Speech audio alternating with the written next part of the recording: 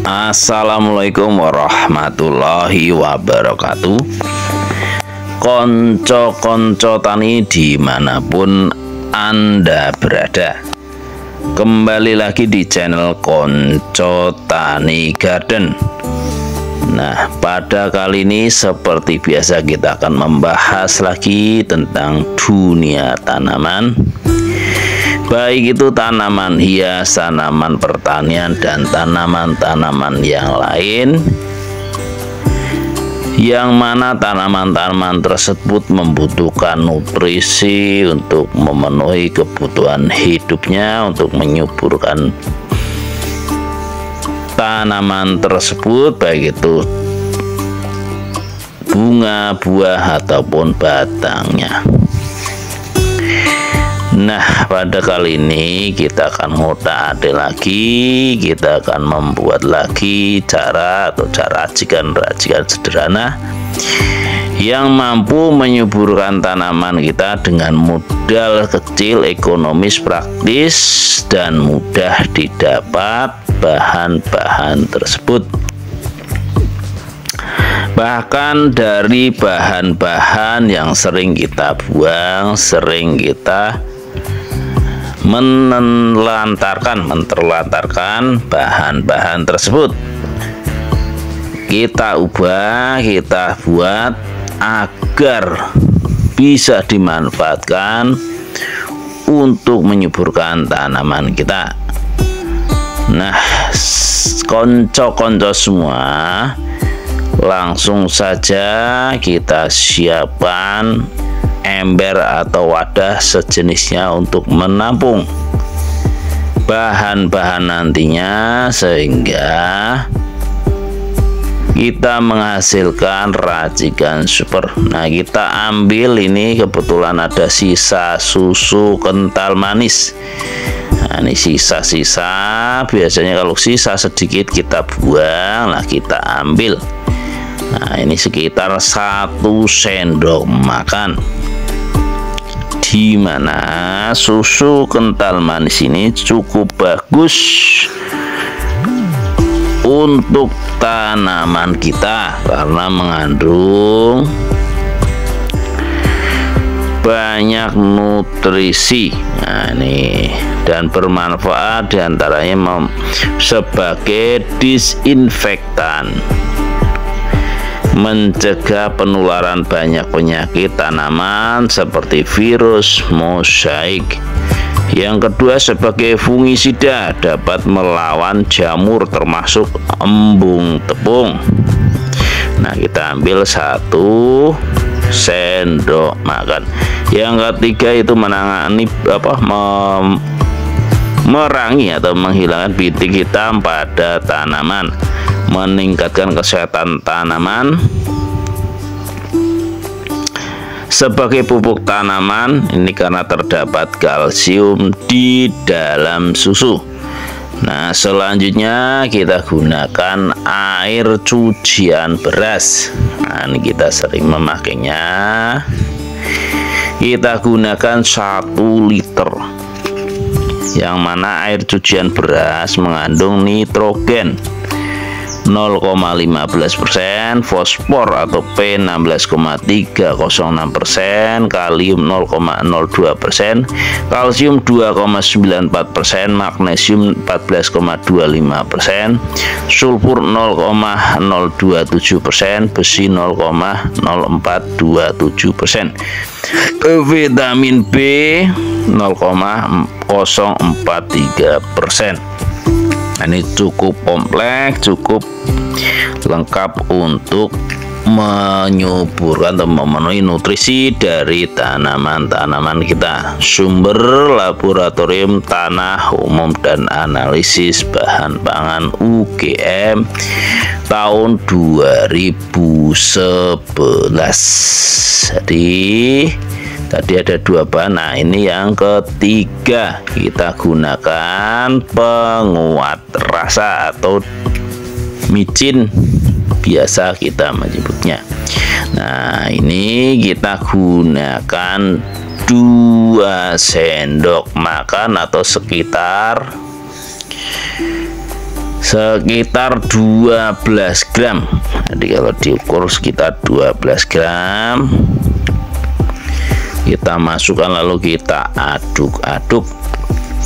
Nah, ini biar terlarut bahan-bahan tersebut sehingga nantinya sangat efektif untuk diserap oleh tanaman-tanaman kita. Nah, micin itu juga fungsinya sangat banyak, yaitu manfaat micin cukup banyak, ini meningkatkan kesehatan tanaman, meningkatkan kadar air tanaman dan sebagainya. Nah, selanjutnya kita ambil EM4. Ini sebagai mikroorganisme atau biang.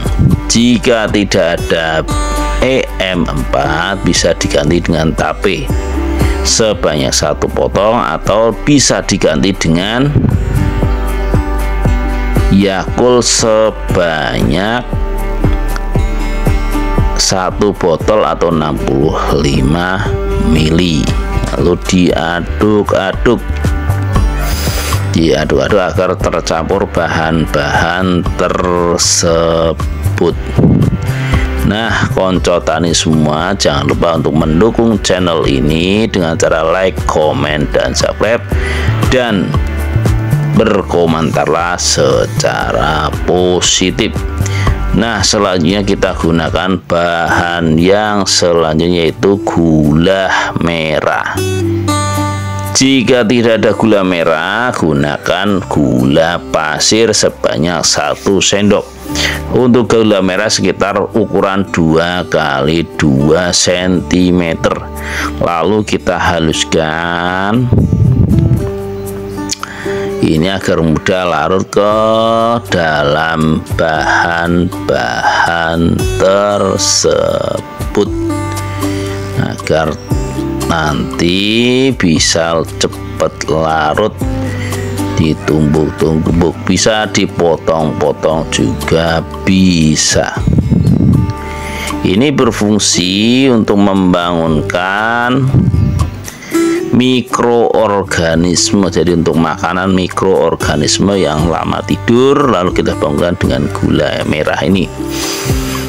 Nah, penggantinya tadi bisa gula putih atau gula pasir sebanyak 1 sendok, atau gula aren dengan ukuran yang sama.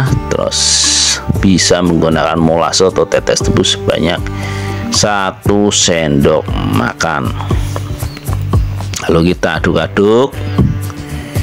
Nah, di sini sekali lagi mengingatkan bahwa di sini bukan untuk menggurui, di sini sama-sama belajar. Nah, selanjutnya kita gunakan botol tadi itu untuk menampung sebagai media proses fermentasi nantinya, atau proses pendiaman. Nah, kita masukkan.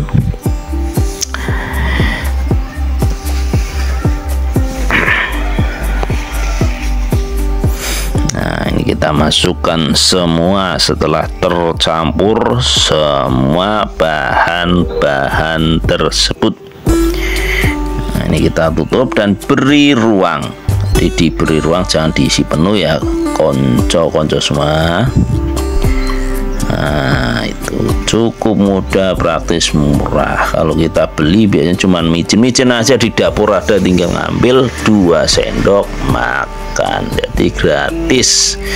Nah, itu. Nah, ini diberi ruang juga agar optimal ketika proses fermentasi. Nah, untuk proses fermentasi kita diamkan di tempat teduh selama 20 hari. Dan dikontrol tutupnya tiap 3 hari sekali, harus diputar, dibuka atau direnggangkan agar gasnya keluar. Nah, setelah proses fermentasi selesai, cara pengaplikasiannya yaitu dengan cara dikocorkan dengan komposisi dicampur dengan air 1:10 sampai 1:20. Kocorkan pada setiap tanaman,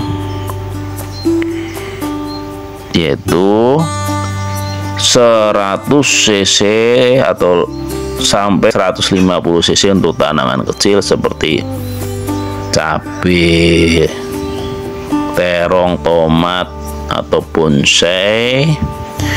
Dan untuk tanaman besar diberi setengah liter, dan berikanlah setiap 1 minggu sekali secara rutin dan harus sabar.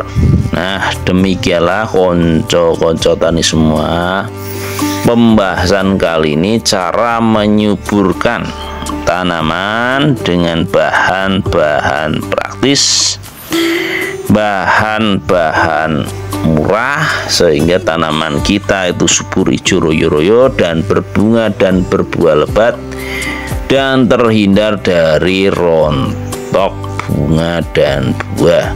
Saya tutup. Wassalamualaikum warahmatullahi wabarakatuh. Salam sukses.